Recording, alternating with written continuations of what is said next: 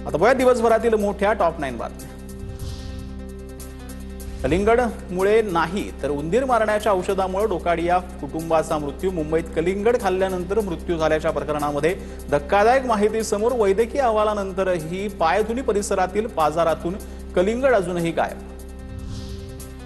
ईडीचा भोंदूखरातला दणका। बँक लॉकरमध्ये आढळलेल्या जवळपास 3 कोटींच्या दागिन्यांसह 5 लाखांचे परकीय चलनही जप्त।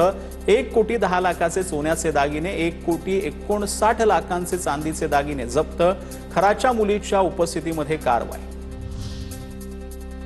शिर्डी जमीन खरेदी व्यवहारातील साक्षीदारांची समोरासमोर बसून चौकशी। फरार असलेल्या पत्नी कल्पना खरातबाबत भोंदू अशोक खरातचं मौन। अवैध सावकारी प्रकरणात कल्पना खरात आरोपी। म्हाड्यातील दुसरा भोंदू बाबा पोलिसांच्या ताब्यात। आडेगावातून वीरकर महाराजांसह त्यांच्या भावाला टेंभुर्णी पोलिसांकडून अटक। भोंदूने आतापर्यंत 5 लाखांपेक्षा जास्त रुपयांची फसवणूक केल्याची माहिती समोर।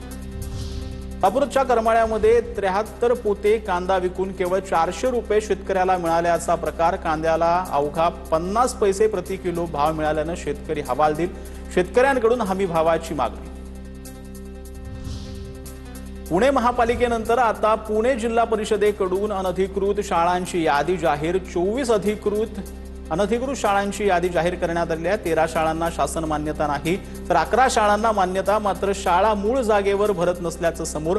जिल्हा परिषदेकडून अनधिकृत शाळांवर कारवाईचा बडगा उगारला जाणार। नवापुरामध्ये बर्ड फ्लूचा प्रादुर्भाव अधिक गंभीर। आतापर्यंत 2.5 लाखांहून अधिक पक्ष्यांचं कलिंग, 10 लाखांपेक्षा जास्त अंडी नष्ट तर 6 पोल्ट्री फार्मचे अहवाल पॉझिटिव्ह। आणखी 1.5 लाख पक्ष्यांच्या कलिंगला सुरुवात।